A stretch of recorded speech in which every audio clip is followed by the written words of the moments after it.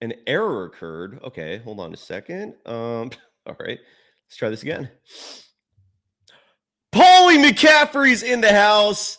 I'm Cyrus Saatsaz. The Warriors just won a thriller in overtime in Houston. Happy Saturday night. That is a perfect lead into a show, Paulie. Are you ready to go, brother? Are you ready to entertain the masses? Let's rock, brother. Let's rock this. Whole Kaminga, brother. Oh, yeah. They always find something to nitpick, and that's because there's expectations for us to win. It was a pretty crazy night. Woo! Let's go. In a minute, I'ma need a sentimental man or woman to pump me up. Come on and break me off. 'Cause I get what I want and I like what I see. If you got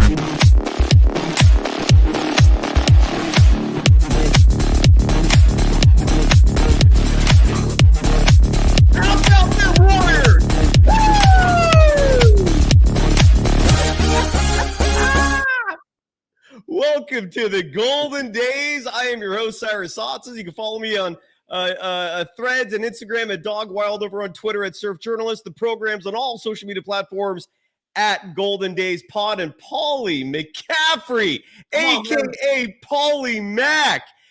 He's going to have a show of his own soon. Paulie's Particles. You can follow him on Twitter at Paulie's Pod.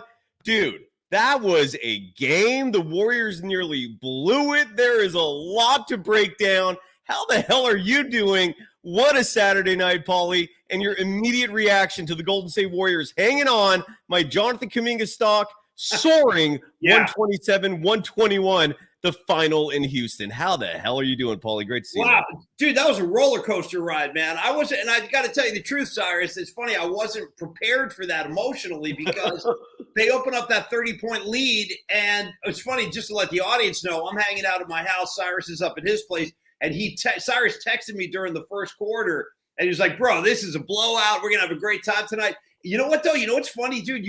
I opened the door and gave you a little peek into my psyche because when Cyrus texted me, I was like, not so fast. Everybody chill. A lot of ball. No, I'm telling you, dude, you know what's funny about the NBA, Cyrus? When a team opens up a lead that size, that early, I always get nervous. Yeah.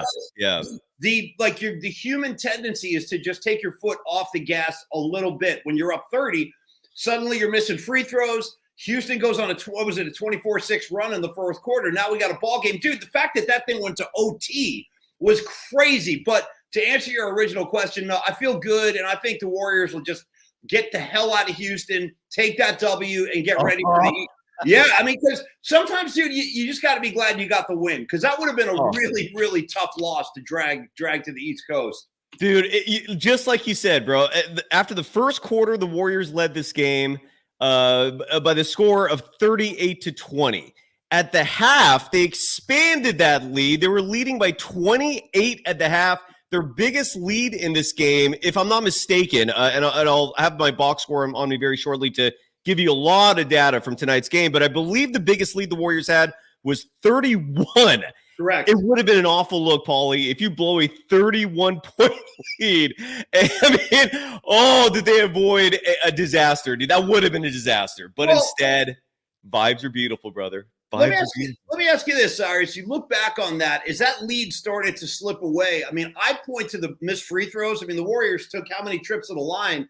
They missed a lot of shots. I mean, so I would chalk that up. But what are your reasons? Like, why or how did they let a 31-point lead slip away to the fact that they got to take it in OT? Like, what do you attribute that to?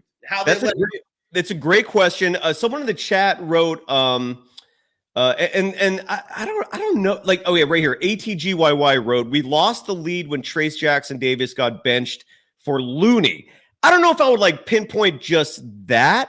I feel like it was just a collection of things. Part of it was the Warriors just stopped making shots. And let me see if I have my full box score, because we do. Okay, so we now have the official box score, so I can break down the stats by half and by quarters and stuff like that. So this was a tale of two halves.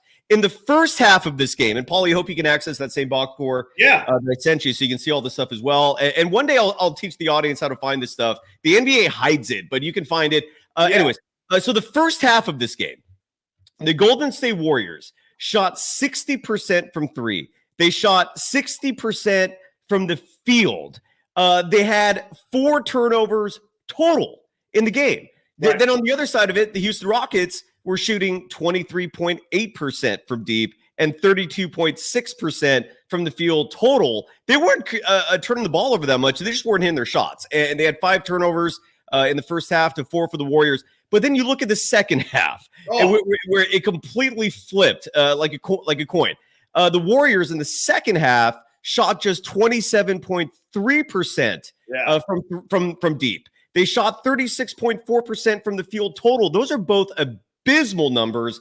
They turned it over 7 times in the second half. Not an awful stat, but it went up a little bit. Meanwhile, the Rockets, and they just started making shots. The Rockets in the second half hit 52.6% of your threes. If you're hitting over half of your 3-point attempts in a half of basketball, that is good, man. It is hard to do anything about that other than just guard the perimeter like your life depends on it.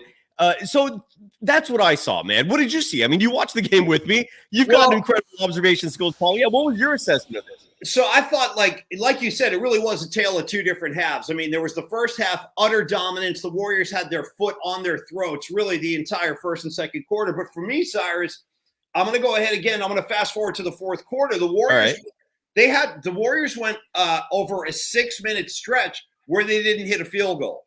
And when they went ice cold, the Rockets got hot, and they closed that gap. I mean, I actually got nervous, Cyrus, I'm not kidding you. When the Warriors went cold for that 6-minute stretch, and when the Rockets cut the lead to 19, I heard Bob Fitzgerald. Shout out to Fitz. That's my boy. Our boy. Yeah. Fitz rules, man. I love Bob. But anyway, you're close to him because him and Rod Brooks are super close. Yeah. You and Rod Brooks are super close. So I can imagine, there's a bond there. But go ahead. Sorry. By the way, I got to say too, just as a side note, man, I was actually a fan of Fitz and Brooks kicking it around, throwing. I was a fan of that show. But anyway. What they call that back in the day? Ebony and Ivory? Was that what they called it? No, that was Dan Cilio and Rod Brooks. God, okay, gotcha. Fitz and Brooks University or whatever they called it, but those guys are the best. Dan Cilio, dude. I haven't heard that name in like a long ass time. Yeah. Go ahead. Sorry. Yeah, didn't mean to interrupt you. No, all I was going to say is Fitz made a comment when the Rockets closed the gap to 19 points. He's like, the Warriors have closed it to 19. And as soon as he said that, I was like, oh, man. And next thing you know, the game was tied. So, again, to answer your question, I think it was that 6-minute stretch where they couldn't hit a bucket. And let's be honest. I mean, the Houston Rockets play pretty good defense. They're very pesky the way they can double team. And I think they frustrated the Warriors. The Warriors had a hard time spacing the floor at times. And I attribute the Rocket defense for that. And also, Cyrus, you know what I was thinking watching Dillon Brooks tonight? Like, they call him Dylan the villain, and we have our own history with that guy. The Warriors have seen him in the playoffs. Because he's a piece of shit, dude. He's a piece of shit human being, man. I know that's crass, but dude, he's caused injuries to people. Like I'll never forget GP2 breaking the wrist in that Grizzlies series, which was caused by that mofo. So he's a piece of shit, dude. It's incredible he's making $20 million a year. It's mind-blowing. No, dude, that you talk about wasting money. Jesus Christ. You could shave 19 mil off of that, and I'm still being generous giving him the 1 mil. But anyway, sorry.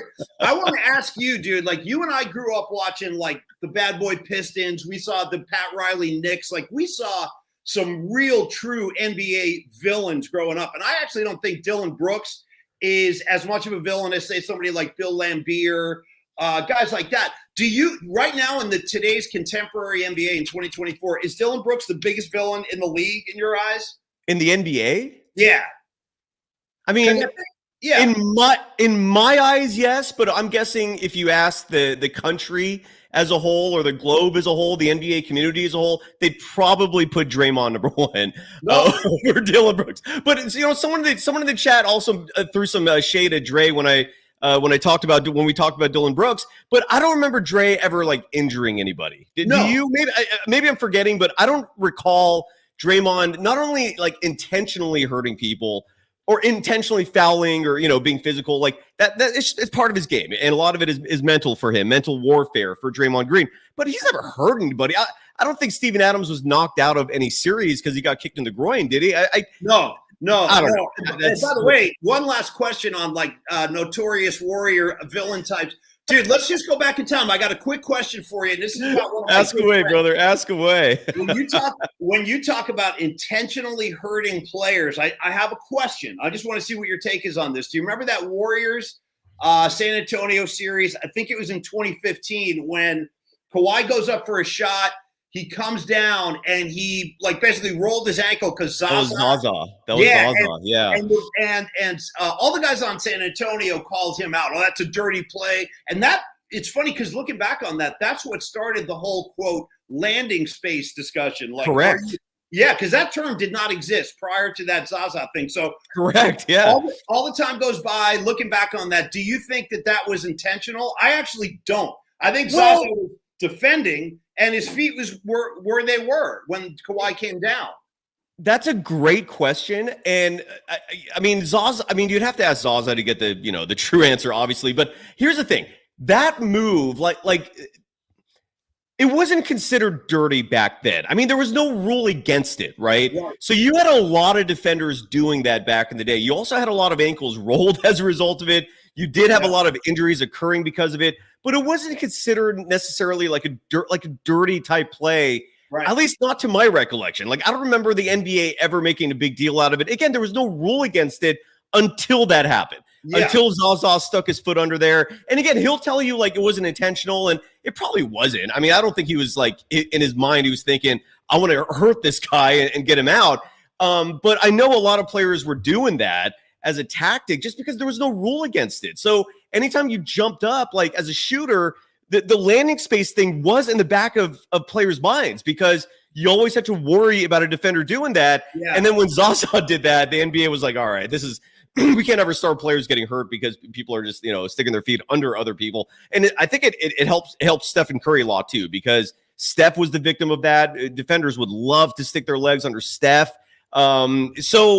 But I don't know if it's intentional, man. Why did you think of that, dude? That's so random. Because you started talking. No, only reason is because you mentioned Draymond and that you said you don't think Draymond ever intentionally hurt a guy. And I started thinking of an example of where a Warrior guy might have intentionally hurt a guy, even though I don't think that's what Zaza was trying to do. I know there are some people that feel that he was intentionally trying to hurt him. Yeah, I'm not one of those guys, but like you said, we got to go to Zaza directly to get the real story, Yeah, totally. Who I think he's still working for the Warriors. Anyway, but the game tonight, again, a thriller, right? The Warriors led by as much as 31. The Rockets climb back. I thought one player on the Rockets that really impressed me was Jabari Smith Jr. Yeah. For someone who's for someone who I think big picture for the Rockets, if they trade Alperen Sengun and make Jabari Smith Jr. their center, I think long term that's going to be the move for them. And Sengun will be traded for some sort of superstar. But Jabari Smith was awesome. He was 5 of 13 from 3. He hit that 3 near the end of the fourth quarter to cut the lead down to 2. And then Podziemski made some mental errors at the end there. But a lot of people in the chat, Paulie, are criticizing Kerr's rotations, maybe justifiably so. But they're looking at Moses Moody and asking, why was Moody not playing in the second half of this game? Why wasn't Trayce Jackson-Davis playing in the second half of this game? And I think they do have a point. Trayce Jackson-Davis played just 12 minutes in this game total. And I feel like every time Trayce Jackson-Davis plays, good things happen. Amen. But for some reason, like Kerr is just not sold on him yet. And to give Trayce Jackson-Davis stat line tonight, he was a perfect 3 of 3 from the field. Yeah. Had 3 assists, had 3 rebounds. Had 6 points, was a +7 in net rating, which is important because a lot of Warriors players ended up being in the negative, and we'll break that down in just a second. But I do understand individuals' gripes about that. Again, Trayce Jackson-Davis, 12 minutes, 36 seconds. Moses Moody played just 16 minutes, 43 seconds. And when we look at those numbers in the second half, which is where the Warriors blew this game, or almost blew this game. They blew the lead. Yeah. In the second half, the Trayce Jackson-Davis played 5 minutes and 31 seconds. Moses Moody played just 4 minutes and 50 seconds. And then in the fourth quarter, to get even more specific in terms of minutes, right here, Trayce Jackson-Davis did not play in the fourth at all. Moses Moody did not play in the fourth at all. I brought up those two not playing late in games before. I think that's an issue, and that's something that Kerr hopefully will just learn eventually to start playing these guys late in the game. I get it. Maybe that was a part of the reason why the Rockets came back, because two of the Warriors' better players, Trayce Jackson-Davis and Moses Moody, were not in the game at all for a final quarter where the Warriors were outscored 39-23. So the people in the chat who are saying that, you've got a point. Yeah. Paulie, your thoughts on Kerr's rotations, more specifically with Moody and Trayce Jackson-Davis? No, I actually agree 100% on this, because in particular, and first of all, let me say, and I've said this to you before when I've been on your show, I am a fan of Trayce Jackson-Davis. First of all, I like his pedigree from Indiana. He came to the NBA a pretty polished young player. When you compare him to other young guys in the league who still have to really learn how to play the game in a team sense, but he was already kind of polished, and I would love to see more from him. And Cyrus, regarding Moody, dude, I felt you really, really missed him tonight in the fourth quarter. Here's an example. When Draymond Green botched that inbound pass, they didn't really have a proper ball handler on the floor. I mean, I know Wiggins can handle the rock, but he was pinned over in the corner and he couldn't get to it. And that's an example where I would like Moody with the ball in his hands, I'm serious, just to bring it up court and kind of get things set and let's run our offense.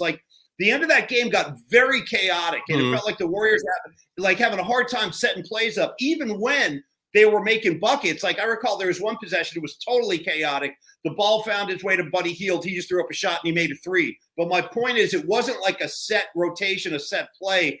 It was just kind of shooting from the hip. And so, yeah, man, give me more Moody, especially when you need a ball handler on the floor. If Steph's not out there, dude, you need someone who can control the rock. I'm with you guys, and I agree with your listeners in the chat room. I think that, and I don't know what's behind it. I don't know what it is that Kerr explained his reluctance with Moody and Trayce, when you get into the late minutes of a ball game. I haven't heard. He always has the same answer. I've even questioned him before, and I've given up, because Kerr is a master. He's a master wordsmith. Yeah. He's a media savant. Yeah. He'll always have an answer for anything, and he'll give you an answer that's either generic or he'll say for example with Moody, he'll oftentimes bring up matchups. He'll use words well, we didn't feel like he was the proper matchups presented themselves for Moody to play. He'll usually say that. And then how are you going to argue with that? It's just, then it's his opinion versus yours. And, you can have a back and forth at a press conference like that. You'll lose your credential and that's it. So that's Kerr. That's just how he rolls. And, like I said, when the time comes, I have an episode, that's I haven't recorded it. I'm going to go live, but, that's the entire focus is going to be when Steve Kerr's gut has gone wrong, because Steve Kerr admitted to Sam Gordon of the San Francisco Chronicle earlier this year. Great interview by Sam to get this specific attribution, where Steve Kerr admitted that when it comes to big decisions, he relies on his gut. And I have a massively long list of instances where his gut went horribly wrong. There's a lot of instances, but I'm waiting until Steve Kerr's stock is super low. Then I could just kind of come in there like a pile driver and just, drop the elbow and just finish it off. But the point is, dude, it's Kerr, man. He just clearly one thing that I get from Kerr when it comes to his personnel decisions, he has his favorites. He has a loyalty to the players who were on the title team. Rookies not included. I know Moody and Kaminga were on that team, but I guess apparently they don't count.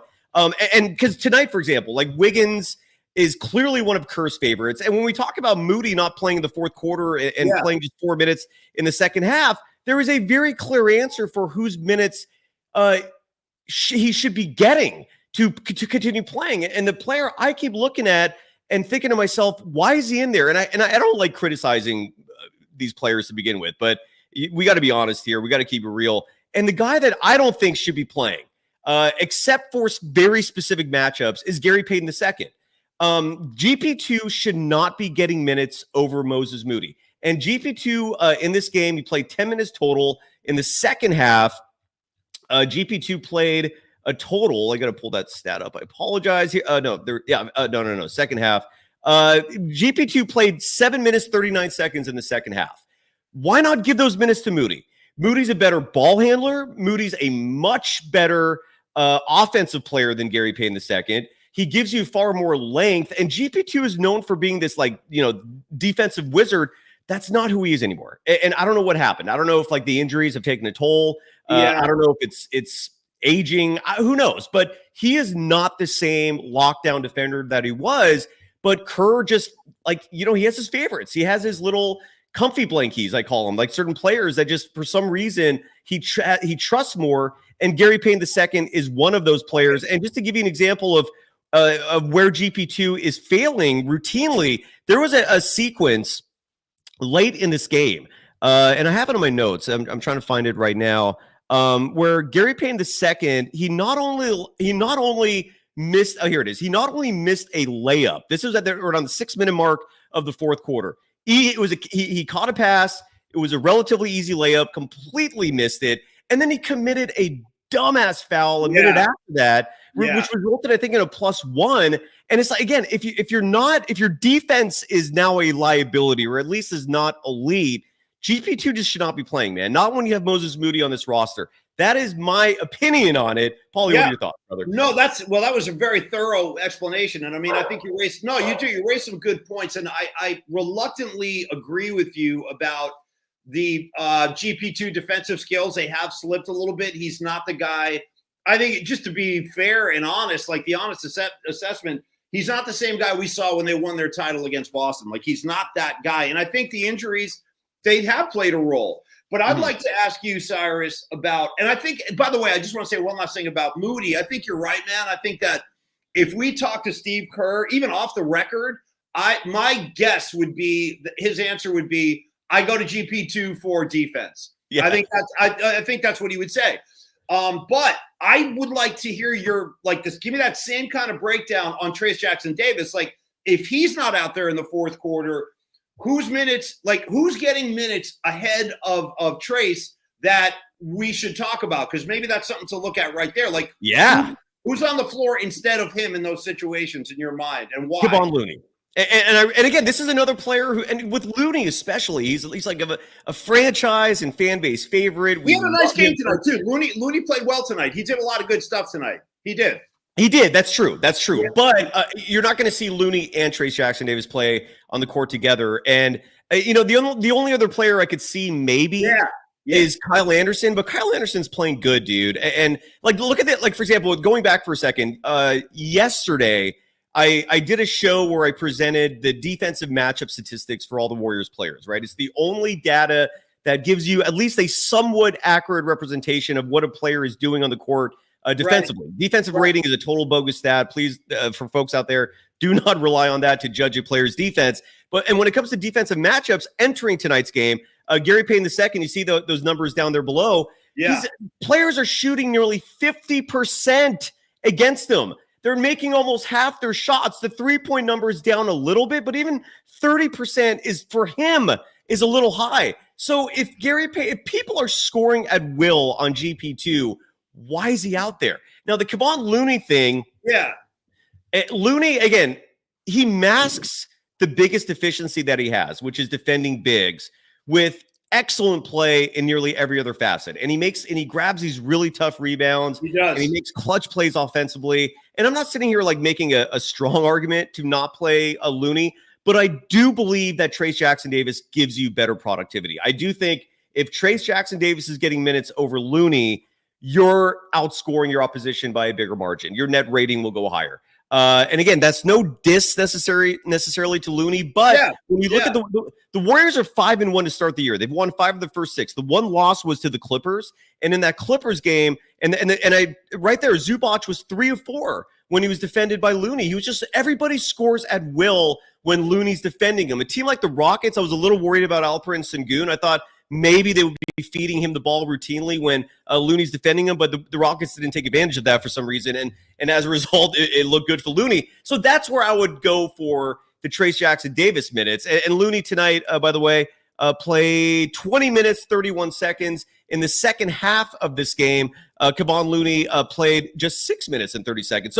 So Steve Kerr went small ball in the second half for the most part. I think Draymond Green, who fouled out of this game, was playing small ball 5 a lot. That's what happened in the second half for the most part. That's why Trayce Jackson-Davis didn't play. Kerr just doesn't have a lot of faith in him, and that's unfortunate because he wins. He's a winner, and they outscore the opposition routinely when he's out there. But That is just me, brother. What do you think?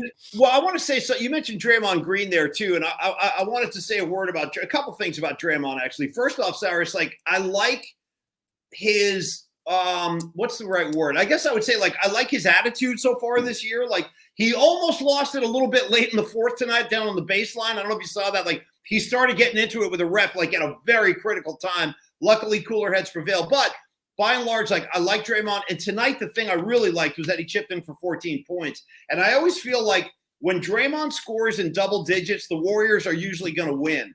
And a lot of nights, scoring is just not part of his game. Like he's not thinking about scoring. He's not trying to score. He's trying to facilitate, move the ball, space guys out. And we all know Draymond's value. But don't you agree? Like when Draymond gets just a tiny bit more offensive minded, the Warriors, in my mind, like 9 times out of 10, they're going to win. And it's funny, people forget, Cyrus, like if you go back to Draymond's first couple of years, I don't know what his points per game average was, but he was a regular scorer. He was a double-digit guy every night, like when he was a younger player. And he's just become a different kind of guy now. But I would like that from Draymond. I would like if he's got an open look, dude, take it. Knock that shit down. He hit a 3 tonight, you know. He did. Yeah. So anyway, I just wanted to give Draymond a little pat on the ass. Yeah, well, yeah, and just to add to that, Draymond Green, his stat line tonight, he played 35 minutes. 29 seconds of those minutes were needed from him. He was fouled out late in the fourth quarter. Was he right? He got fouled out in the fourth, right? Excuse me. I don't think he played in overtime. He did not. No, you're right. Yeah, that's right. But when he was in there, he had 14 points. So he was putting up points tonight. Grabbed 11 boards, and those were tough rebounds. He was definitely doing some battling in there. Had 3 assists in this game. Made another 3, like you said. But I looked up Draymond's stats because you're right. Early in his career, he was much more active offensively. His best season was 15-16 when the Warriors won 73 games. He averaged 14 points a game. And he had a 4-year stretch where he was averaging double digits in scoring from 14-15 all the way through 18. He had a run there where he was an offensive. He was more of an offensive player. And you want more of that, right? Is that what you're saying? I do. Well, I think that it benefits the Warriors. I do, because for defenses, they're not always considering Draymond as like a legitimate scoring threat. So they're not paying as much attention to him. But again, like I said, when he's in double digits, man, the Warriors generally win. So why not throw up a few more shots? Day, what the hell? You know? and here's the thing: a couple people in the chat, and I don't think I starred them, so I apologize if I lost them. Oh no, here it is. Okay. Simon 2 wrote in the chat, "What's the point of having all these new assistants if it's the same rotation crap?"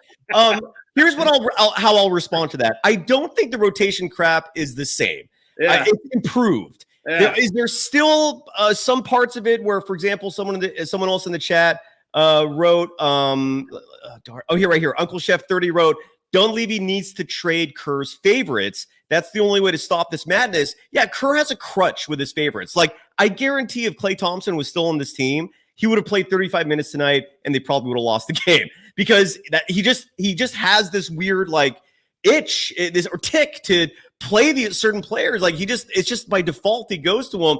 But I do think there is improvement in that regard. And what I saw as an example of that tonight. Never mind the fact that I think Jerry Stackhouse is doing a marvelous job with his defense. I think Terry Stotts, you're seeing a lot of little things offensively that has his fingerprint on it. And I can give you examples of those in a moment. But the fact that Jonathan Kuminga came into the game in the fourth quarter and finished the game, except for the very last play. I don't know why they took him out. I felt like they could have used him. I don't think that was very smart to not have him in for that very final play when they were out of timeouts and had 8 seconds to push the ball down the court. And they didn't score. I think Buddy Hield turned it over and then it went to overtime. But Kaminga did play the entire overtime. He did play the second half of the fourth quarter. And a year ago, I don't know if that happens. I agree. Yeah, the individuals who are out there at the end of the game usually represent who a coach trusts the most. And just the fact that Kaminga was out there and his overtime numbers, by the way, which absolutely deserves mentioning, 6 points. He scored 6 of the team's 8 points in the overtime period. Kyle Anderson also had a bucket. And he finished the game, the leading scorer for the Golden State Warriors. I'm sorry, the second leading scorer for the Warriors tonight.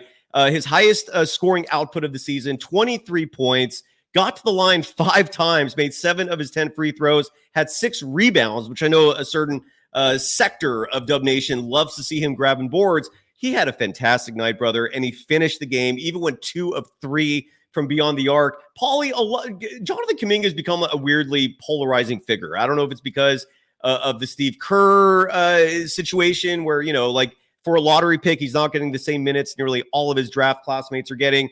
I don't know if it's because he recently asked for $35 million and the Warriors came back with 30, which was not that far apart. I think they're going to come to an agreement after the season. But what is your take on Kaminga, dude? He's polarizing. I love the kid. I feel like I'm going to cash in my Jonathan Kuminga stock when it finally hits its peak, and I'm going to tell a lot of people, I told you so, shut the F up. Right. We're not there yet, clearly, but I love this kid. I have faith in him. What is your take on Jonathan Kuminga, man? I'm a big fan of his. I really like Kaminga, and I have. This is not like a new development. I've been a fan of his for a couple of years. And yeah, man, he's a young player. He has improved in my eyes every single year. I mean, he got a couple of minutes in the NBA Finals. Kerr did put him on the floor a couple of times against Boston. Not much, but a little. And I think now you're seeing like the development start to reach its fruition. Like you're seeing more of a developed product. And I'll give you by far, to me, he's the most athletic guy on the floor. When the Warriors have any 5 out there, he is always the most athletic guy. Give you an example tonight. I think it was early in overtime. It was kind of scrappy under the Rocket bucket, loose ball. Warriors break it out. They outlet to Kaminga. Kaminga just did the entire fast break by himself. He beat out the entire defense, went to the rock for a nice, easy layup, went to the rim for a nice, easy layup. And that, to me, is Kaminga at his best, like that burst with the ball to the hoop. And I'll tell you, first of all, I want to ask you about the polarizing part because I actually wasn't aware of that. I didn't know there was a lot of Warrior fans that Look at this comment right here, for example, from Nick Chatsipentelis. What is that, Greek? Writing, Kaminga will not be with the Dubs long term. Just stating it like it's a fact. You have no effing clue. How do you know? But nothing polarizing, just a reality. It's not a reality. That's just your opinion, dude. But the point is, there's a lot of people who think that way. There's a lot of people who want him gone. There's a lot of people who don't think he should play. He is, dude. It might be a small section that's loud, and so maybe it gives the appearance of more people than it really is. But there is a section of Dub Nation that has a lot of negative energy and opinions towards him, man. It's kind of crazy to me. Well, I like the way he's right now, dude. I don't have any complaints. I like the way he's playing. Again, we talked about the athleticism. I've heard him. In fact, before the game tonight, I saw Kaminga interview with Monty Poole, and Monty, or he was telling Monty, he was like, "Hey, man, I want to really focus on my defense this year." And anytime I hear a player say that, I effing love it. Same. Because, dude, it's all about – ultimately, it really is. It's all about defense. Like when the Warriors have won their titles, they've always had premier defenders on – and that's – you have to. You have to have guys that can D-fools up. And if he can develop that throughout the remainder of this season, you got a long way to go. I think he could be a real asset come playoff time. And, dude, I am talking playoffs. I know it's November 1st. I don't care. I'm already looking down the road, Cyrus. Oh, and by the way, dude – what do you think of this new, revamped in-season tournament, dude? The Emirates Cup or whatever the hell. What's your take on this, bro? I don't know if how to feel about this, but my gut, I don't know if I'm into it. What do you think, dude? Well, Cup. So I know the Emirates Cup. That part of it's weird. I'll answer that in 1 second. Anytime someone pays to get a chat comment in, I obviously have to address it, although I don't know what W 5.0 is as a contribution. That is weird. Is that like Bitcoin? I've never seen that before. Anyways, usually there's like a dollar amount there. I don't know what W 5,000. Cyrus, quick question. If we have listeners in the chat room that wanted to make a donation, let's just say they're a little short on cash. Can they make an herbal donation? If you know what I'm saying? Oh my God! Yeah, what goes without saying. Absolutely. I'm just throwing it out there. Yeah, I don't know. It's Saturday night, Yeah. Yeah, we're an organic company here. Of course, dude. Okay. But Steve Alexander, who donates 5,000 W's, whatever that is, right, saying that Kaminga sometimes starts games slowly, and that goes without saying. I've even said that. And again, he's still young, dude. He's so far away from being a finished product. That's what I'm saying. A bit unstable. I don't know what that means, but please be more specific there. But he can ball when we need him. Needs to work on free throws. Does he? He made almost 75% of his free throws last year. I mean, if you want 80, I mean, okay, Yeah. but 75 is not bad. It's not something you necessarily cringe at. Right. Like, but for me, it's just he just needs experience. He just needs experience, and he needs to be consistent. Like the Kaminga we saw tonight, when that becomes an every night thing, that's when all the haters are going to shut the hell up, and then he's going to be like an all-star type player. Like what we saw tonight, I really am confident that he's going to figure it out where we see that every night. We just don't. That's the part that's not there yet. The consistency is not there yet. But I don't know. What's your thought on Steve Alexander and his 5,000 Ws and his question on Kaminga? Well, shout out to Steve Alexander, but I don't disagree with you, man. I think that he is. If he continues on this trajectory. Now, I don't know if he's going to be an all-star, but I would love that. I mean, I'm rooting for the kid. I really am. I like him. I think he's a good young talent. Yes, he has to mature a little bit. Yes, he has to polish his game a little bit. But I'm on board, man. I'm on board with Kaminga. I'm riding with Kaminga because I do, with all that athleticism, and as he gets a higher basketball IQ, which I think it has improved a little bit, his IQ on the floor. I think he's going to be it's going up. It's going up. Yeah. No, it is. It is. It really is. So and like you said, I mean, tonight Kerr showed a lot of faith in him. He kept him on the floor late with the game on the line. He had Kaminga on the floor. So going back to what you said a few minutes ago about how Kerr has his favorite guys, he obviously has a lot of trust in Kaminga to have him out there tonight in that situation. Absolutely, man. And then here's Nick the Greek again. We're saying that Kaminga. Sorry, saying that Kaminga. Hey, Nick the Greek, dude. I dig your style, man. I really do. I don't even know if that's a Greek name, dude. But anyways, saying Kaminga's a trade chip. Real talk. That's not real talk, but it does lead to a question I want to ask you, Paulie. Yeah. The Warriors are now 5-1, dude. And you look at the data. And again, these stats are before tonight's game. So I don't know where they are now, but the Warriors are entering tonight, second in the NBA in defensive rating. They're fourth in the NBA in offensive rating, first in the NBA in net rating, meaning the margin of victory on a night-by-night basis. Number one, and 20.4. That went down a little bit after tonight's game, but that is like championship level margin.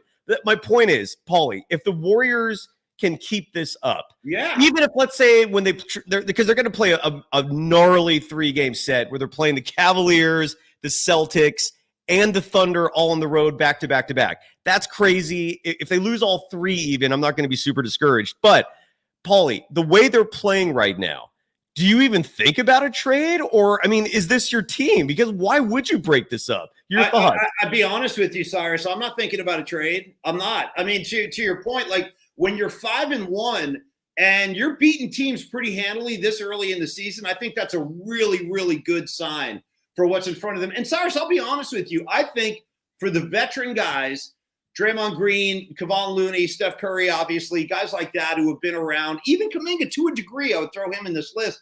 Those guys are motivated, man. They're highly motivated. They know the clock is ticking. They're on the back end of their careers, and they want to make one last serious push for the postseason and to try to put together a deep run. So I think it will continue. Cyrus, I really do. I think having the season that they had last year I think it left such a bad taste in their mouths. Last 2 years, bro. 2 years. Well, you're right. No, that's fair. 2 years. That they don't want to go through that shit again. And they want to get back to their real identity, which is kind of a championship caliber squad.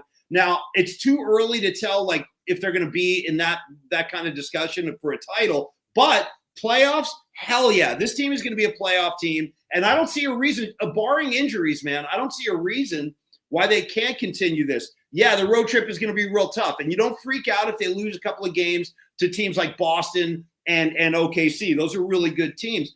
But I will say this, Cyrus, it's an interesting landscape right now in the NBA. I think I do. I think Denver is on the decline a little bit. You look at the Eastern Conference, Embiid hasn't even played yet with Philly, for example. I think things are going to be a little more open this year in terms of who's going to jockey for position. So yeah, I do think it can continue. I think that's reasonable. I really do. I love it. And I agree. And that OKC game is the one I'm going to particularly pay attention to. And that's coming up next week. And again, we're going to be live after every one of these games. Yeah, go ahead. Sorry. No, I was going to say, what about Boston, though? That's a big one. That's a big one too. But I've just the OKC one, at least for me personally, is just the most intriguing because we've seen them play Boston. We saw them play this exact team a year ago, and they beat them. They split the season. They beat them at season series. They beat them at home. But this OKC team is I guess the reason why I'm particularly interested in that game is because to me the Warriors are the deepest team in the NBA, and I don't think it's even an argument. But the second deepest is OKC, and I'm just fascinated. Steph should be healthy by then. We shall see what happens with DeAnthony Melton. I don't know if you even need him. Talking about trade pieces, I mean, DeAnthony Melton might be the guy you ultimately want to trade at some point, but if you get value for him. But my point is, OKC is I just want to see, I guess, how this Warriors team stacks up against OKC, because OKC to me is the standard bearer in the West. Even though the Mavericks are the reigning Western Conference champions, to me, OKC is the best team. They are the example that you want to try to emulate and match at the moment. Remember that 5,000 W's or whatever that was that I got paid a moment ago for? So Damian LaRoche jokingly saying that's Warriors Bucks, but Steve Alexander, and Leo Giancarlo also saying that. But Steve Alexander, I think, has the accurate answer, saying it's Korean won, a currency in South Korea. So I guess 5,000 W's is $3.20, according to Steve Alexander. Thank you for the $3.20. I'll take that too, man. I'm not complaining. You were asking about the Emirates Cup. Dude, the Emirates Cup. What the hell? I don't know. What do you think, Cyrus? It's a dumbass name, clearly. I mean, last year they called it, I think, just like the mid-season tournament, and that's what it really is. I don't mind it, man. It's gimmicky. I'm not going to look at the trophy. The Lakers should not be having a parade for winning that thing last year. That's a joke. Like the fact that they have a banner, that's ridiculous. Small time, I mean, it's amateur hour, dude. I mean, you're the Lakers, and you're sitting there bragging about a November tournament. But it's interesting. I mean, November basketball, unless you're a junkie, is not something the layman is interested in. And this actually does generate interest. The ratings confirmed last year. There is a point of pride with the players. Like that's, I think, the best part of it is the players, they do want to win this thing. Like Tyrese Halliburton was taking it very seriously last year. LeBron James took it very seriously. The players have pride, and so it's good to see. It's nice knowing that these athletes are not shallow and vain where all they want are the paychecks. They have pride, man. They want to win. So in that regard, it's good. It could use a better name, clearly. I mean, Emirates isn't Emirates like an airline owned by that's the correct. government or something like that? Yes. That's just bizarre. It's like, but what are your thoughts, dude? I express my feelings. You make some good points. I think the players, there is a degree of pride there, and it seems like those guys are like, if it's going to give them a little extra motivation. By the way, I can't help but laugh. I just saw Damien's comment on the bottom, which he made me laugh. Cyrus, you want to read that one? The 5,000 W's gets you 5 lap dances in Croatia. I got to book a flight to Croatia. I'll go to a club in Croatia. I'll check it out. Dude, what Why the hell? not? Yeah, exactly. Right. We're open-minded individuals, Paulie, you and me. Hey, I got one last question for you, Cyrus, before we end the show tonight, because you're talking about like being a basketball junkie in November and how you kind of need a little bit of extra drama and stuff like that. Here's my question to you. Klay Thompson, I believe, will be at Chase Center a week from next Tuesday. That's the first game of the Emirates Cup. So I just wanted to ask you real quick tonight, where, when you look at Klay Thompson now, he's coming back home. In my mind, this will always be his home. How do you look back on Klay? Like, are you bitter about how he left, about his attitude last year, or is it all love for Klay? It's one of those. Again, everyone's different, and I'd love to get folks' perspective in the chat for the live show that we're hosting right now. My perspective is Klay's going to get a statue. I've said this a million times, and I'll say it a million times more. Sorry for sounding like a broken record, but I want Rocco to be a part of that statue. Yeah, right. I mean, he has to, dude. He's the official dog of the Golden State Warriors. And with that said, I mean, look, was he a grump the last 2 years? Yeah. But was he also a pivotal piece of a dynasty? Yeah. So I'm always going to have fond feelings, and I'm going to have love for him without any question. I'm not a sentimental person when it comes to sports, meaning, and I don't know if like Eddie D and Bill Walsh growing up following the Niners ingrained that in me, because they just moved on from people like that. Yeah. And the ship just kept rolling, right? The show went on. Like Joe Montana, we're going to trade you. What? Yeah. Ronnie Lott, we're just going to cut you. We're not even going to, you're out. You're done. Jerry Rice, love you, man, but you're out. And look, that's a part of the business. And if you want to succeed long-term, that's what you got to do. And that's what they had to do with Klay, man. So that's my feeling on it. What about you? I What agree. No, dude, for me, I love Klay Thompson. He's one of my favorite Warriors of all time. And it's funny, early in the show tonight, Cyrus, you and I were talking about great, Warrior defenders and how important that is and whether GP2 is maybe slipped a little bit. Dude, I remember when Klay became like a premier defender in the league, he was the most complete two-way guy, in my mind, in the NBA, at least for one season. He was. You're right. He became a lockdown defender. And I feel bad because I don't think that part of his game is going to come back after the injuries, and it really never did. He never was able to maintain that level. But, I mean, it's just I just want to shine a light on that. There was a time when Klay, when he was at full strength, he was as good as a defender as there was in the entire league. Absolutely. And I think he made one or two all-NBA defensive teams. I think he did. To reflect that. He was. Yeah. The injuries, it's just so unfortunate, man, because even like the Warriors still had a fighting chance in the 2019 NBA Finals. Oh, dude, totally. Like Durant went down, like Boogie's on Cousins is just, on one leg, like giving it his all. And Steph's just the warrior that he is. And it's just like they had a fighting chance, and it was almost entirely because of Klay. Klay, without those injuries, dude, in my opinion, would have evolved into one of these elite all-time shooting guards, man. Like he would have made the NBA 75 team. Like it's such a shame what those injuries did to him in terms of robbing, those 2-3 years, and just he's not the same guy anymore, clearly. But it was a hell of a run, and yeah. And I think when he comes back, I think when he gets on the floor at Chase Center, the crowd, I think he's going to be overcome with emotion. I think to be honest, dude, I don't think he's ready for what's going to be coming at him. The love I expect from the Warriors, like there's going to be a standing ovation. That's going to really, I think it's going to be a moving moment. I look forward to it. It's going to be a nice night out there. Klay going to cry? Is Klay going to cry? Yeah. I think it's on the table. We'll see. I might cry, dude. What the hell? I'll be crying. Shit. Yeah,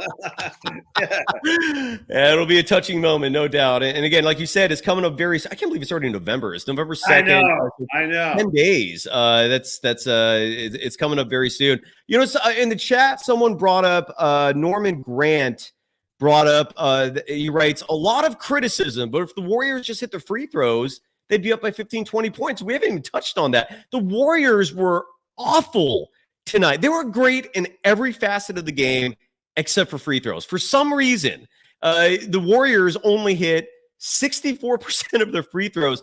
They had 50 free throw attempts and missed 18 of them. Yeah. 18! The coaches were losing their minds watching this. And to highlight who was missing these free throws. So Andrew Wiggins was 7 out of 10. Jeez. Draymond Green was 5 out of 9. That's 4 of them right there. Yeah. Moses Moody, 3 of 5. Brandon Podziemski, 2 of 4. I think he missed some at the end of the game too, right? Those are some pretty big ones. We got to talk about Pods in just a second because he had an interesting game. Buddy Hield missed 1. Jonathan Kuminga missed 3. He was 7 of 10. Kevon Looney missed 3. He was 5 of 8. And that's it. Those are all your players who went to the line. So 18 free throws missed, Paulie. It's incredible they still won despite that, man. What do you think? Most teams are not going to win when you miss 18 free throws. I mean, if they didn't have the 30-point lead, they probably would have lost that game because you can't miss that many free throws and get a W. It's extremely rare. So they should consider themselves really lucky. You're right. They were awful. They were awful at the line. Max is showing you some love, brother, saying you're a great get for the program. Paulie's been on the show before. We do things regularly, man. And the moment, Paulie, are you ready to start talking about your show yet, or is it still too early? Yeah, absolutely. So we're going to launch. I'm going to launch in January. It'll be on YouTube. Cyrus will be a guest. I'll be back on Cyrus's show. We got to do a weekly thing, dude. We have to. I hope you're down for that. Dude. I've been hanging out a lot. I've been doing Kruger show every Wednesday night at 9:00. I do a couple hours with Kruger. We talk 49ers. So yeah, man, I'll see all of y'all in January on the new show, Polymax Particles. See you then. Is it on YouTube? Like, if people start subscribing now, so that when you launch it, they'll be notified? Not yet. We haven't posted it up yet, but I'll announce it when we do. Yeah. Okay, and come back on the show, please, the moment that happens, so we can promote it and get people Going Damian LaRoche, adding, you're a Bay Area legend. That is 100% correct. Thanks, and he brother. also said Klay is going to cry like a fat kid without birthday cake. Very possible. It's very possible. Yeah. Paulie, what were your thoughts on Brandon Podziemski today? He played 37 minutes 44 seconds. He had his moments, dude. Here's what I'm seeing with Pods that's a huge positive, and I'd love to know your take on this. Podziemski has mastered the old man at club sport moves, meaning, like, I don't know if you understand what that reference is, but if you go to your like club sport's a local gym, you replace that with 24-hour fitness or what else is there? Like Nautilus? Yeah, whatever. Yeah. Gym. So whatever your gym is that you go to, picture the basketball court, the indoor court, and all the scrimmages going on. And there's always that old guy who just is a master of the pivot foot, right? Like he can make buckets no matter where he is. And Podziemski's got that part of his game down. Like there were a few moments there where like he drove it all the way to the paint and then just hit the brakes and then did like a fake with his arm where his hips were swinging all over the place. And he's got that part of it down. He made a huge bucket early. His 3-point shot still has much to be desired. Someone in the chat mentioned he's only hit 20% of his threes on the season so far. I'm going to double check that stat right now. But he fouled out of this game. He's been the only point guard, and that's going to lead to another topic we're going to talk about in just a minute here. What's your take on Podziemski year two, man? I don't know how much you've seen, but what are your thoughts on this kid, dude? I like him because I always feel like when he's on the floor, you're getting maximum effort from that kid. Like he goes balls out every minute he's on the floor. So I do like that about his game. And you're right, that fadeaway he hit late in the fourth quarter, that was a big shot. That was an important shot he hit. The Warriors really needed that bucket. And this to me goes back to an earlier topic tonight, which is Kerr and how he looks at different players and how he trusts different guys. He has different levels of trust, perhaps. I think Podziemski is a guy he really has a lot of faith in. Yes. He's become a favorite. He's become a favorite. He has. No, he definitely has. He won Kerr over. So to answer your question, no, I like the kid. I'm a fan. I like because it's always a nice shot of energy when he's on the floor. Yeah, I'd like to see his 3-point shot sharpen up a little bit. Sure. But the other kind of attributes of his game, I like. I think he's pretty good piece to this Warrior team. And the same thing with Kaminga, he's just going to get better. You know, Podziemski's he's the youngest player on this team. Sorry, go ahead. Yeah. No, I agree. I was agreeing. Yeah, that's right. And you know, he's still 21 years old. He turns 22, I think, in February, somewhere around there. And then Kaminga's the second youngest. They're only like 3 months apart.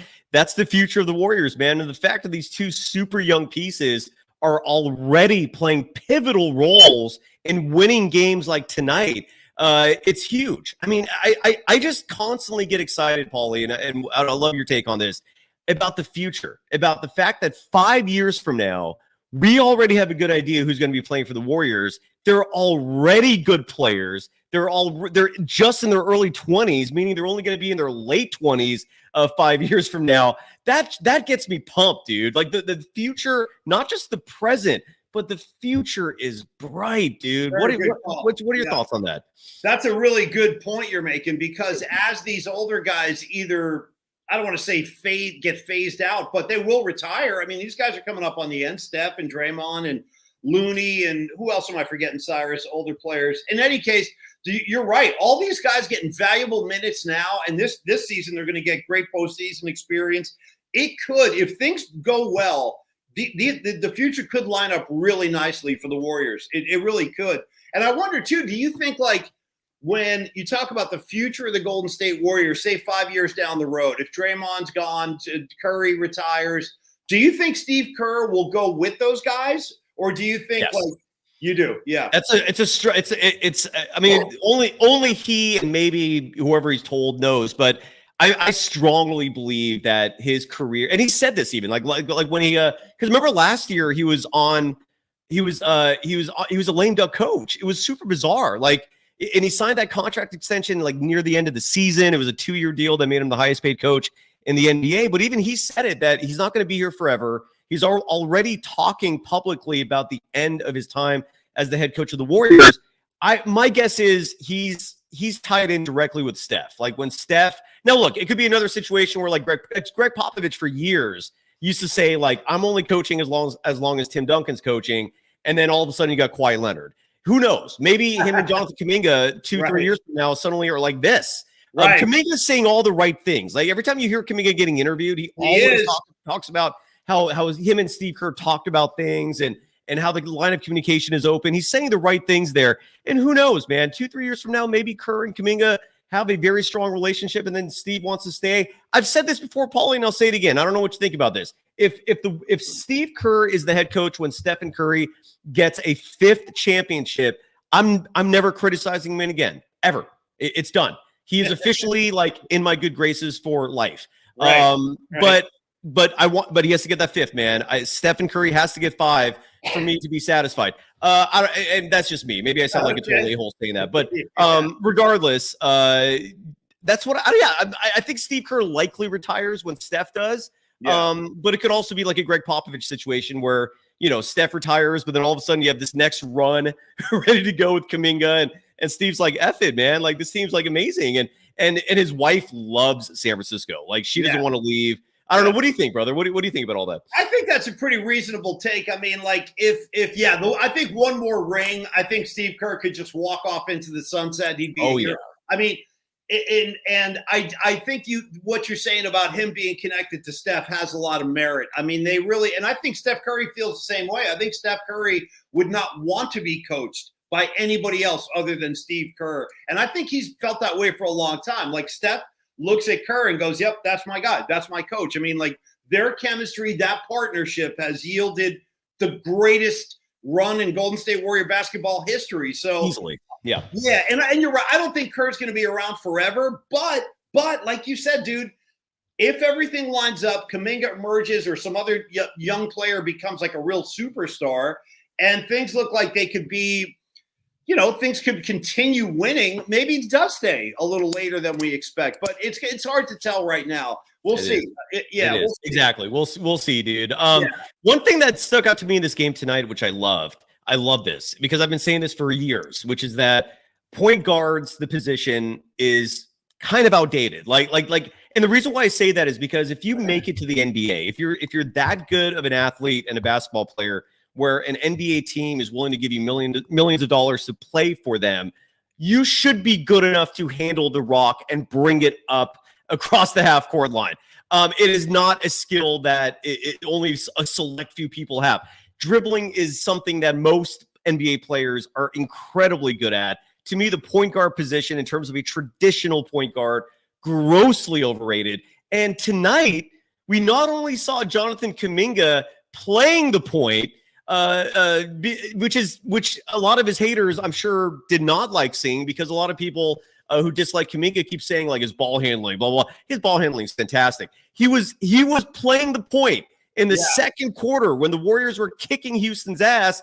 And that 5 out there, none of them were traditional point guards. None of them were natural point guards. Right. And they were fine despite that. Brandon Podziemski is the only natural point guard on this team besides maybe Pat Spencer and Reese Beekman. Podziemski fouled out. They didn't have a natural point guard in overtime. It didn't matter. My point is this team does not need the Ty Jeromes, the Corey Josephs that Steve Kerr just had to play these last 2 years. Completely unnecessary. Tonight was an example of not needing that. Your thoughts, Paulie?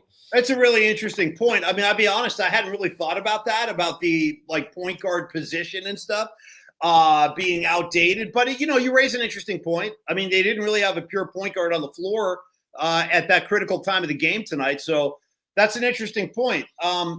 But you look around, I mean, just so happens the Warriors have the premier guard in the history of guards in Steph Curry. So, watching him play that position, everyone else is going to pale by comparison. But no, it's a good point, man. It's a good point. I don't know if Steve Kerr agrees with that, though. No. Yeah. And that's where him and I just have a really, our philosophies are kind of like I feel like although, and this is where I think the coaching is playing a factor in terms of the assistants, in terms of Terry Stotts and Jerry Stackhouse now being in his ear versus the last 2 years where Kerr had his best friend Bruce Frazier sitting next to him. That was absurd, by the way. I cannot believe that Kerr got away with that for 2 years, having his best friend Bruce Frazier, who is his entire job is just passing the ball to Stephen Curry for his shoot-arounds. That's his job. No disrespect to Bruce Frazier. He's a great dude. Like him and I talk surfing all the time. But as he is not an elite assistant coach, and now they have Terry Stotts, now they have Jerry Stackhouse, and that's an example of where you're seeing their influence, I think, is Steve Kerr not relying on this crutch of a point guard. I don't know. I just that stuck out to me in this game tonight. I don't know if if you have any thoughts on that. I think that's an interesting point about Q. I do like Stotts a lot. I think he's going to really bring a lot to this team. Yeah. I mean, he's a decorated head coach in his own right. I mean, he was coaching, up in Portland for a long time. He had a lot of success. Probably would have had a lot more if he didn't have to deal with the Warriors every year in the playoffs. Because he would have a ring. He would have a ring. He might, dude. He might. I mean, the crazy thing is, if it wasn't for Klay and Steph, that McCollum Dame Lillard backcourt would probably be considered the best backcourt of this era. Yes, it would. Yes, it would. Yeah. I mean, I get giddy when like my guy or my team is the reason for so many others not enjoying success. Total dick mentality. I don't care. I love it. It's just like when Michael Jordan, like because of Jordan in the 90s, Barkley, Malone and Stockton, Gary Payton, Sean, like these guys never got a ring just because Jordan happened to be existing at the same time, man. And because of the Warriors and Steph, LeBron is stuck at 4. Like you said, Portland never got anything because of the Warriors, baby. There's something about that I just love. I don't know. Yeah. Wrapping it up here, we haven't talked at all about Buddy Hield, who is we haven't even mentioned his name. Cyrus, so I don't know if you remember, dude, but last time I came on your show, you and I were talking. This was like right before the season started, and I told you, I don't know if you remember this, but I told you, I was like, dude, I think Buddy Hield is really going to be a great add to this team.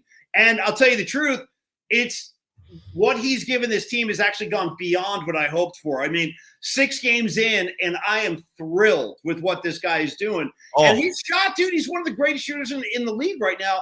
And the great thing about totally. The great thing about Buddy Hield is that he helps you miss Klay's offense a little bit less. If we didn't have him hitting those buckets, I think more people would be like feeling Klay's absence. But Buddy Hield has been so good. And I feel like Buddy Hield is a guy, he's a really, really good player, great offensive talent. And he's just been kind of bouncing around the league. And now I think hopefully this will be the right fit for him because he is a great shooter, great compliment to Steph. And on these stretches where Steph's not playing, you really, really need him. You really depend on those points. So, no, dude, Cyrus, Dude, I might get a Buddy Hield jersey, bro. I'm at the front of the line with Buddy Hield. I am an official fan. So, Brandon, we were talking earlier about Brandon Podziemski being his 3-point shooting has not taken off yet. He's shooting 20.7% on the year from deep. That number will go up, but that's clearly not good at the moment. Can you guess what Buddy Hield is shooting from 3? Just take a guess. Percentage? Yeah. I don't even want to. Tell me. 50%, dude. Buddy Hield. It's only 6 games, but he's making 50% of his 3-point shots. That is phenomenal, dude. And he's currently the leading scorer on this team, which is kind of wild. And tonight, another example of that: 27 points. He was 6 of 10 from deep. The dude saves the day every time the Warriors start to get in these tense situations. There's Buddy, splash Buddy, dude. Like it's been awesome, man. It's been absolutely awesome. One interesting stat that sticks out to me from the game tonight: the Warriors only had 4 players who to have a positive net rating, meaning 4 players were the primary reason why the Warriors won this game tonight. Trace Jackson-Davis was a +7, and again, I'm sorry, 5 players were in the positive. Trace Jackson-Davis, and again, that was mostly in the first half. Moses Moody was a +8. Again, that was mostly in the first half. Brandon Podziemski was a +7. Podziemski is one of the NBA's net rating leaders. He led the Warriors last year in net rating. The dude is just a winner. There's just no way to spin that. And then Kevon Looney was a +12. Wow. And Jonathan Kuminga, in addition to scoring 23 points tonight, in addition to grabbing 6 boards, also was a +18. Hell yeah, in man. net rating. Hell yeah. Play the kid, dude. Like he was fourth on the team last year in net rating, dude. The kid's a winner as well, man. Everyone likes to say Podziemski's the winner, but Kaminga is a winner too, dude. Like he deserves. He should be playing more, but that's you just said me. Cyrus. You said it all, dude. Play the kid. Play the kid. That's Play it. the kid. That's it, man. Anything else that we have? I've started a tradition, Paulie. I don't know if you're in a rush or if you don't mind doing this. It'll take about 5 minutes. Yeah. Every post-game show, I've been going around the league, reading off all the other scores. Do you want to go along with me? Just to get a temperature check of the NBA. There were a lot of games today. We'll go through these hopefully as quick as possible. Paulie, what do you got going Saturday? It's Saturday night. I know you and I were old. We don't go to the bars like we used to. Maybe you do. I mean, I shouldn't speak for yourself, but what's Paulie Mack doing on a Saturday night, man? Well, it's funny. I'll tell you this: as soon as we finish this podcast, I'm going to retire into I'll call it the screening room right across the hall here. You know, if no one's looking, I mean, I might spin one up. I don't know. We'll see how it goes. And I'm probably going to settle back for a little Saturday Night Live, a little Herbal Delish, things of that nature. But I got to say, Cyrus, let me throw a quick plug out there. And I would like you, if you're available, please do join. So tomorrow, I'm actually going to do a little bit of an appearance with Larry Krueger. He and I will be at the Pig in a Pickle at Corte Madera. And we're basically just hanging out, eating barbecue. We're going to watch the afternoon football game. So, Cyrus, come on down. I will. And anybody else in the chat room would love to hang with you guys. It's just a great opportunity to hang out with Krueger because Krueger's been really good to me, having me on his show, getting me kind of reacclimated to the audience again. And so he was like, yeah, I'm going to Pig and Pickle on Sunday. I'm like, dude, you know what? I'll stop by. So I want to just put a plug out there. Tomorrow, come on by, Corte Madera, Pig in a Pickle, barbecue, Krueger, and football. What else could you want on a Sunday? Dude, exactly. Larry and I do a hit every Tuesday. And just like you and him do one every Wednesday, Larry's your boy. Yeah. And again, once Paulie's Particles launches, hopefully you and I will do a hit each week, and I'll be your Warriors guy if you want. So Larry had me play this music to go out. We did a show that went 2 hours. It's ridiculous. We lose track. So this is the music that we play, and it's become a little a thing on this program now. Where we play the stripper music. Where coming down, Chastity on the stage, $30 up there, folks. 2-for-1 specials at the bar. Anyways, you know the old strip club. Dude, I got to tell you, so I was at the last time I was at a strip club was actually a long time ago. I was at a bachelor party in New Jersey, okay? And the guy who gets on the mic like you just did, this is the best thing. I've never forgotten this, dude. There was like a techno beat going, and the guy on the mic came on the mic, and he was like, everybody don't forget, right after Tiffany dances, we've got the free buffet coming your way. Free buffet coming your way. So he was like talking about the buffet they had in the back, dude. So free buffet coming your way. Every time I think about a strip club, I got to shout out the free buffet coming your way. Yeah. I love it. Dude. And I'll say this, man, it's been a while since I've been to the club too, but the strip club buffet, not as bad as you might think. Like the idea of it, disgusting, right? Disgusting. Right. But when you actually do it, not that bad. Now, granted, this was my buffet experience was the Gold Club in San Francisco, which used to be like just a half a block away from the old KNBR studios. Right. And the morning show I used to work on, we used to have some fun with them. So, it's not so bad. All right. Let me see if there's anything else in the chat before we move on. ATGYY, you're correct. Jonathan Kuminga won this game for us. What a game, dude. Paulie, great show you joined me for here on a Saturday night. Going around the league, the NBA, National Basketball Association, earlier today, the Warriors' next opponent. And we're going to be back at this Monday post-game, the Warriors and the Wizards. Jordan Poole and Steph should hopefully be playing. He's expected to come back after missing 3 games because of injury. The Miami Heat defeated the Washington Wizards tonight, 118-98. Bam Adebayo, 32 points, 14 rebounds. Koulibaly for the Wizards, 22 points, 8 rebounds. Those are your top performers. Paulie, what are your thoughts on the Warriors and Wizards Monday, the Jordan Poole reunion? Well, I mean, I got to tell you the truth. I don't have much feeling for Jordan Poole anymore. Honestly, he's so behind us in the rearview mirror that to me, it doesn't even really move the needle with me. that like, oh, we're playing Jordan Poole. I kind of feel like who gives a shit at this point? You know what I mean? I'm just being honest. Like, I'm nothing against the guy, but it's Let's not like keep it real, man. Yeah. I don't want to be like, holy shit, dude, it's Jordan Poole night. You know what I mean? I don't feel that way. So yeah, dude, Washington, let's get in there and then just get the hell out of there as soon as possible. By the way, Cyrus, is the Washington game on Monday? It's on Monday, correct? So got to get out of there before the election, before like the riots start or whatever on Tuesday. I'm kidding. Everybody chill. I'm kidding. Unless it really happens, then I'm not kidding. But I'm kidding dude, Cyrus, I'm kidding unless it becomes a reality. Yeah. By the way, I want to play this video real fast. We haven't even played sound. That's another thing I do on this show, and you and I are just having so much fun. I didn't even get to it. I want to play this clip here.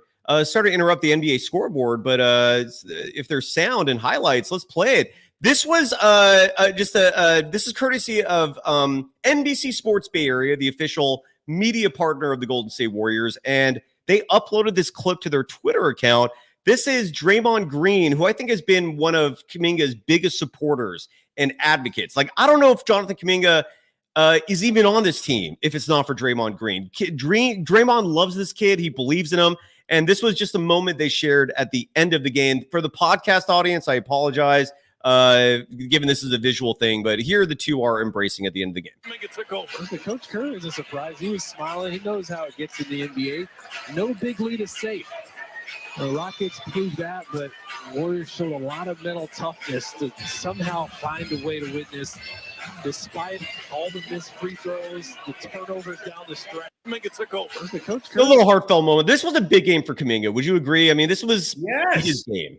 Yeah, right? yeah. And I got to tell you, Cyrus, I love that clip you just played. I love when Draymond kind of makes a project out of one of the younger guys. Like, do you remember when we saw some of that too, like that kind of tutoring mentor relationship? Do you remember when Andre Iguodala, for whatever reason, he took Pat McCaw under his wing for that one season? Yeah, well, he did. And he was like kind of mentoring him. It was a similar kind of thing. But when Draymond sticks his head right into Kaminga like that, dude, I love that. That. It was beautiful. And just to add to that, here is Draymond himself. This is courtesy of Anthony Slater, who him, Sam Gordon, and a couple others traveled with the team covering the Warriors as beat reporters. And so Anthony Slater posted this clip on Twitter. Here is Draymond Green with effusing praise on Jonathan Kuminga. This stretch where, he's moving to the bench. That's obviously not something that he necessarily needs to love, but how have you seen him kind of handle this transition? I don't want him to love coming off the bench. He believes he's a superstar. I believe he can be a superstar. And so as long as you believe that, you shouldn't be okay with coming off the bench. But how you respond is important. You can respond with sulking, or you can just go do what it is that you can do to help the team win and to be great, and that's what he's doing. So not only should we talk about his play, but we should talk about his maturity, because last year he wouldn't have handled that well. But another year of growth and maturity, he's taking it in stride, and he's had his best 3 games yet this season. And so, that's neither here nor there, whether it's, you play better coming off the bench. I don't buy that for anybody. No one wants to come off the bench. Everybody wants to be a starter. That's the game we play. You didn't make it to the NBA if you were coming off the bench, so no one's used to it coming in. And so, if you're going to find someone with star potential that want to come off the bench, send them the opposite way of me. Who wants that? So credit his maturity and how he's handling this, as well as his play. But I think the maturity is equally, if not more important. Yeah, Draymond is absolutely in his corner, dude. What's your reaction to that, if any? I love that. That kind of speaks to what we were saying earlier in the show about Kaminga maturing and developing, and Draymond just backed that up. So to me, that's music to my ears, man. And to hear Draymond say that he's played his 3 best games back to back to back this season, that's like really encouraging. And that's, dude, Cyrus, think about like what confidence can do in your life, in anybody's life, dude. When he gets confident, he's going to become all that much better. He'll feel much better on the floor. I think we're seeing that happen right now. It's like in life, when you get some good news, you feel confident, like you just feel better. And I think that Kuminga's confidence is going to allow him to become a better player. And hearing that from Draymond, to me, is really, really cool. Because he wouldn't say it. Draymond wouldn't say it if it wasn't accurate or true. Yeah. And final clip on the Kaminga theme. This is from Steve Kerr himself, and this has been one of my biggest criticisms of Steve Kerr as a coach is his how he's handled Moody and Kaminga. And you mentioned confidence, which is vitally important, and I think that's a huge role for a teacher, for a coach, is instilling that confidence in your players and your students, especially if they're younger or they're inexperienced. And that's where I've kind of been a little disappointed, I guess, in Kerr and how he's handled these two players. We shall see, though. I mean, the story's not over yet. And here is Steve Kerr talking about how Kaminga has responded to the role off the bench, which is new for him because Kaminga was even starting games last year. So here is Steve Kerr. How do you feel like Jonathan has settled in these last few games? It's been great. You know, this is the third game in a row he's come off the bench. These were his three best games. I think the way he's responded, to a role change is perfect. That's what we expect. You know, the professionalism, the force that he brought. Coming off the bench and playing the way he has, it's a huge sign of growth, and couldn't be more proud of JK. Yeah, and the first time I ever saw Steve Kerr actually smile following a Jonathan Kuminga play was that ridiculous move Kaminga did the previous game, the second of the back-to-back with the Pelicans. Where did you see that play? Where his footwork, dude, that is, and I saw him working on that this offseason with the footwork, especially where he's literally like juking folks with his feet and his hips. It's incredible, dude. Your thoughts on everything, wrapping up that's just him developing. I mean, that's him he's developing a bag of tricks, man. And to hear you tell me that you saw him working on that in the offseason, I love that. So that's that exact move. Yeah. Like that's like life, dude. The positive results come from reps and come from hard work and come from practice, whatever it is. But if you're a mechanic, you got to work on that engine. If you are a tennis player, you got to work on your serve. And here Kaminga has put in that kind of work and effort on his footwork. To me, dude, we're seeing it. We're seeing it pay off right now. Yeah.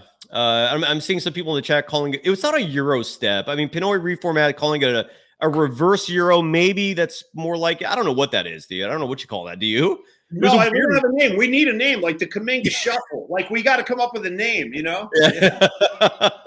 Absolutely, dude. And then going back, so that wraps up all the sound. Sorry, I waited this long to play all that. And going back to the scoreboard, wrapping up the show, the Wizard, again, the Heat defeating the Wizards 118-98.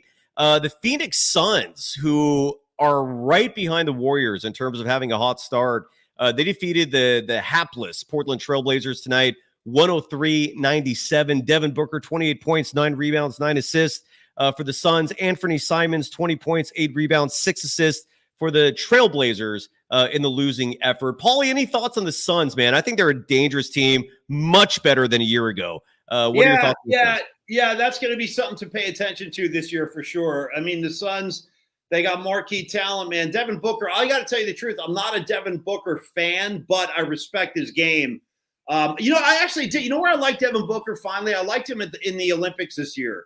Because I think the thing with Devin Booker that turns me off is sometimes his, attitude. Like, he tries to act like a tough guy sometimes. And it's like, bro, you're not a tough guy. Cut the crap. Don't do that. So when he's, bows up and he starts getting that way, I don't like it. But obviously he's an offensive machine. So respect. We'll keep an eye on Phoenix. Absolutely. And then going back to the scoreboard, speaking of coming up next, the Cleveland Cavaliers are a team the Warriors are going to be visiting. They've had a smoking hot start to the season. Now 7-0. They beat the Milwaukee Bucks in Milwaukee today, 114-113. Donovan Mitchell, 30 points in the win for Cleveland. Giannis Antetokounmpo, 34 points, 16 rebounds, 9 assists, 1 assist shy of a triple-double for Giannis. But the story here, Paulie, the Bucks, and I've been saying this for a long time, there's just certain teams you just know are meant for disaster. They're not going anywhere. This Bucks team is one of them. They dropped to 1-5.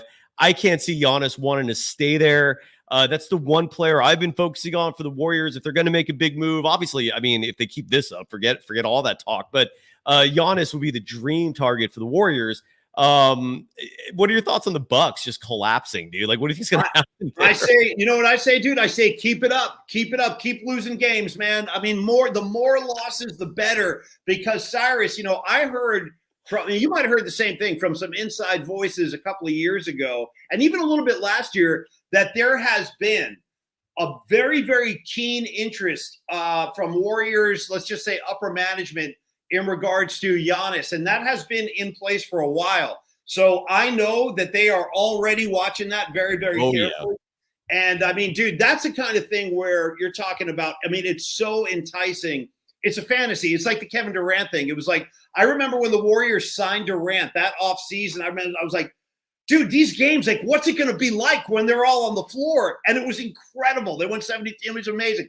But I got to say, I have the same kind of fantasy with Giannis, dude. Just imagining Giannis. And like you said earlier, you know, they really don't have a proper big. You know, they got Looney out there, but he's not like, you know, I mean, dude, if you added Giannis to this mix, I don't know. So anyway, so I say, yeah, dude, keep losing games. I want Giannis as unhappy as possible. Get him out. I'm totally with you. I'm totally with you. I'll take him to Giorgio's. We'll go surfing. We'll show him all the cool San Francisco stuff, man. I'll take him to Grassroots, my dispensary, whatever it takes. You know, dude. I mean, Nick. We got Nick the Greek in the chat. I mean, he can. You know, he can tell his fellow Greek, national Giannis where the best Euros are, and Nick, you got to go bring Giannis some baklava.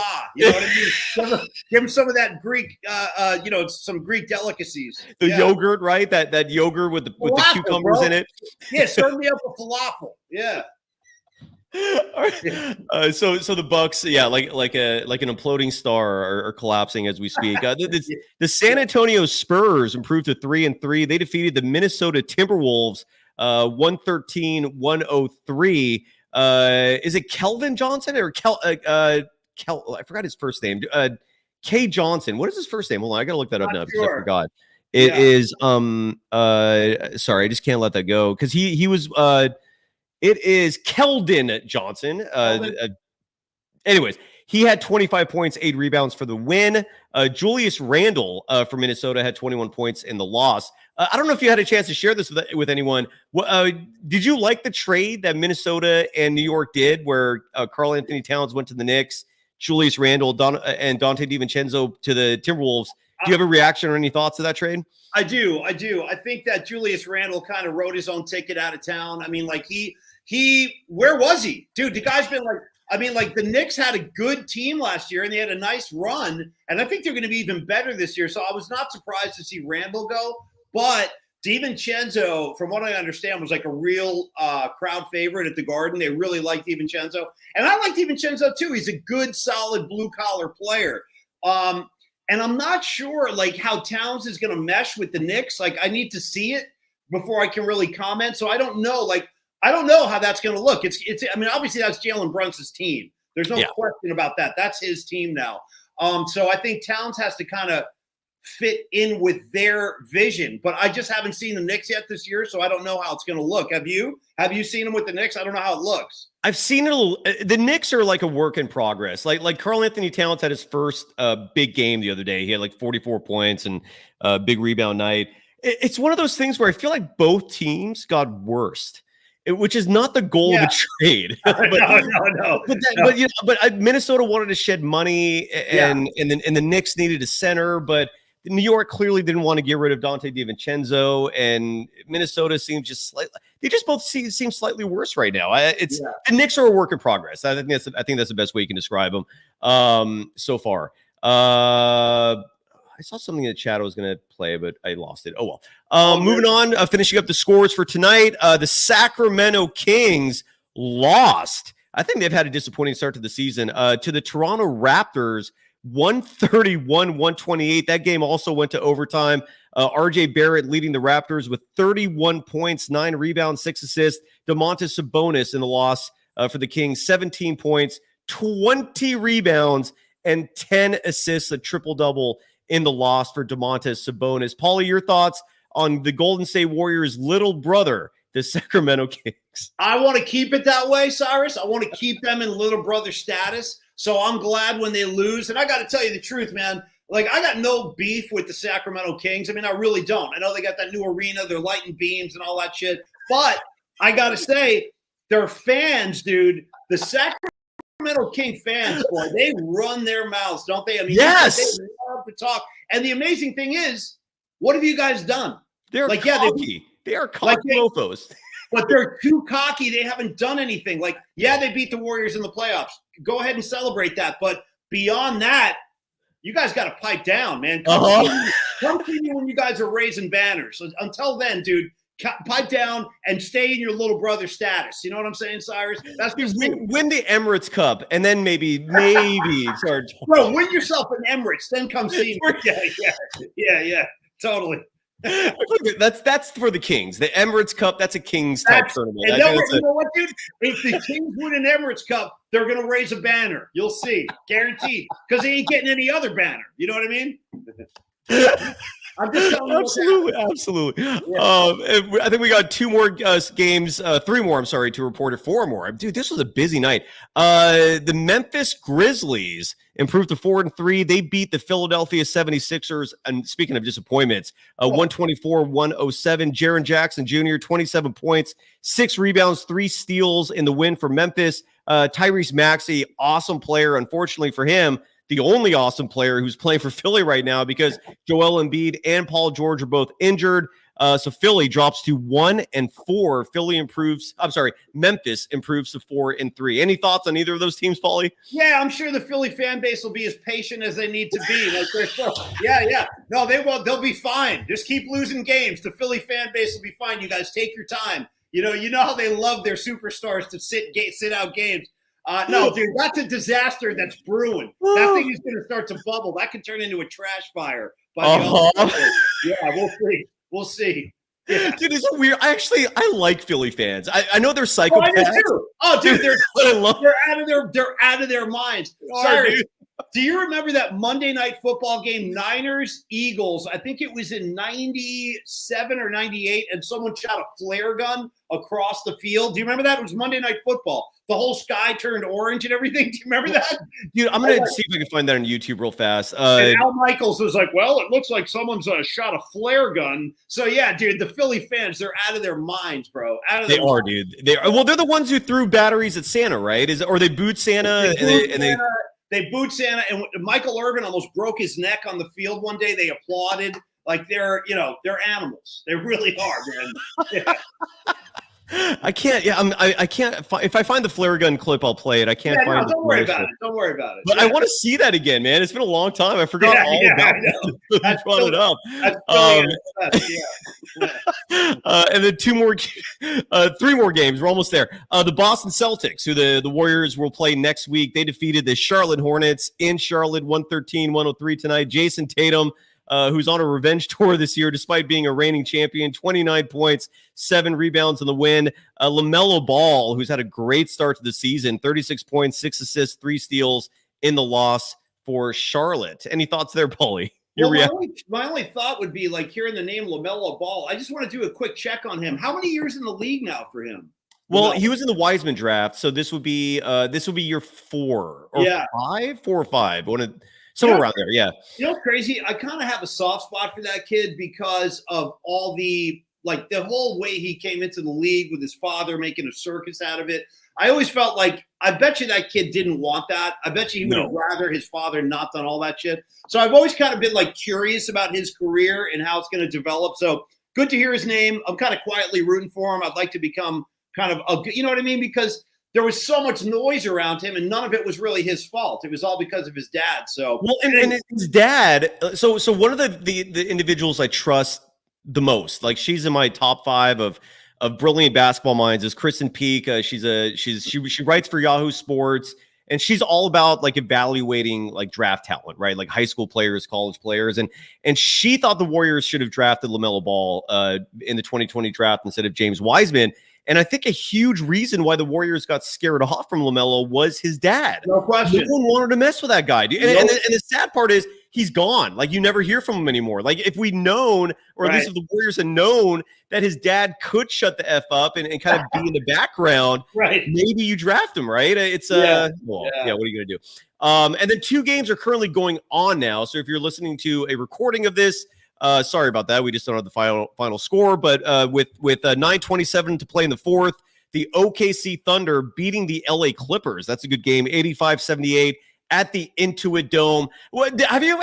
Obviously, you haven't been to the Intuit Dome. Maybe you have. I don't know, but I doubt it. But do you have any thoughts on that? They got that wall thing, which makes it look kind of crazy to shoot free throws, and Steve Ballmer's a maniac. And what are your thoughts on that whole team and situation? No, I want to go check that place out. I'd like to see it. I mean, it's and where is it located down there? Do you know where? Inglewood. Oh, it is. Wow. Yeah. Okay, so it's not that far from like where the Rams are and the LA Forum and stuff. Okay. I think they replaced. I think they built.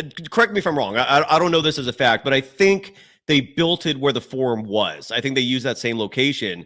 No, that's not true. And I can tell you why, because I went to SoFi Stadium in July for I saw the Rolling Stones, and it was awesome. But I can tell you, I saw the LA Forum. It's still there. It's right there. But so that's which begs the question why.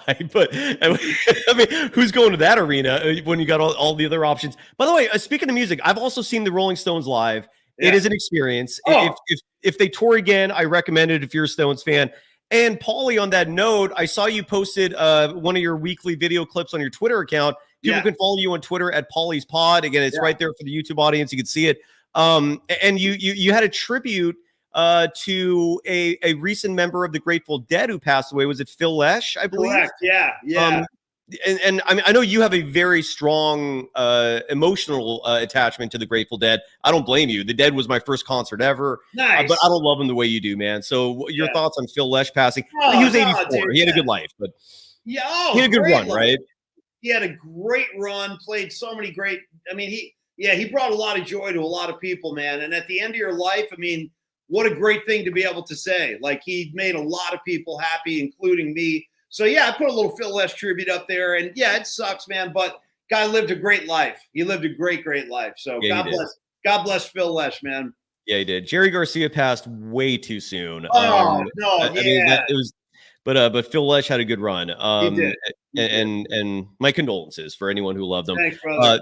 And the last game in the night, and there's about 2:59 remaining in this one, the Nuggets just blowing out the Utah Jazz, 121-95. Nikola Jokic, who talk about an organization just putting the weight of their entire fortunes on one guy's back. That's the Nuggets and Nikola Jokic for you. And that's the scoreboard. Any final thoughts on that or anything else? We're done, Paulie. I've stolen a lot of your time tonight. I can't thank you enough, brother. Any dude, final I love thoughts? you, Cyrus, dude. I love this kid. I love Cyrus. I've known him forever, and I'm not going anywhere. You're not going anywhere. We'll be doing a lot more of this, and as soon as I launch my show in January, bro, you'll be on regularly. So God love you, Cyrus. Everybody have a great night. And come on out to the Pig and Pickle in Corte Madera tomorrow if you want to hang out, watch football. We'll eat some ribs. I'm gonna make a pit stop there because I have errands to run, so it works out. I will make a pit stop. Awesome. Pig and a Pickle in San Rafael, I believe. Right? Is that where Corte Madera? Or Corte Madera. I'm sorry. Yeah. So I'll be making it. What are the hours like? So people. Well, I think Kruger's going to get there at noon, and he'll be there. I think it's about 5 or 6, and I'll probably roll in there about 1:30, and I'll hang for a couple hours too. Yeah. Perfect. I think I'm gonna try to make it right around that time as well. Cool, I've been hearing way too much about the barbecue there. I'm looking forward to lunch. It's good. Yeah. I'm looking forward to that, man. And thanks to the audience as always. We still got 314 people. At least. I mean, that's what the screen's telling me, but then I look at YouTube and it's like in the thousands. So thank you to everyone. I really, and thank you even to Steve Alexander. Look, you gave me 5,000 W's. Supposedly they're wands, whatever the hell they are. Thank you. Even if it's just $2. Paulie, you're going to be getting these donations too, man. When you launch your program, Paulie's Particles, you will have YouTube audience members from South Korea and other parts of the world giving you thousands of currency, which translates to $1 or whatever it translates to here. But thank you for the 5,000 W's, whatever that is. And Paulie, love you, brother. Have a good Thank night, you. Cyrus. Love you. Yeah, baby. and let's get you back on as soon as Paulie's Particles launches. You will. So we can promote that. Yep. And yeah, dude. And dude, and just this final note.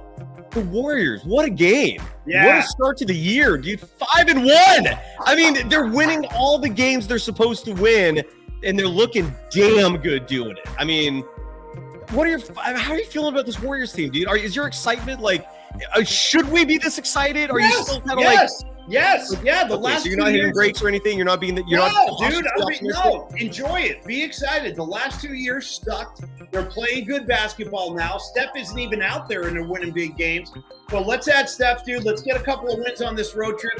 Keep this shit rolling. Keep it rolling.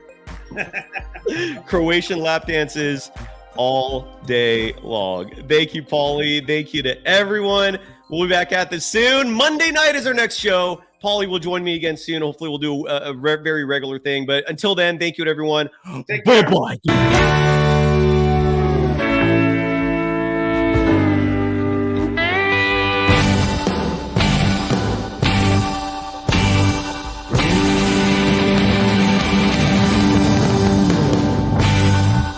Bye-bye.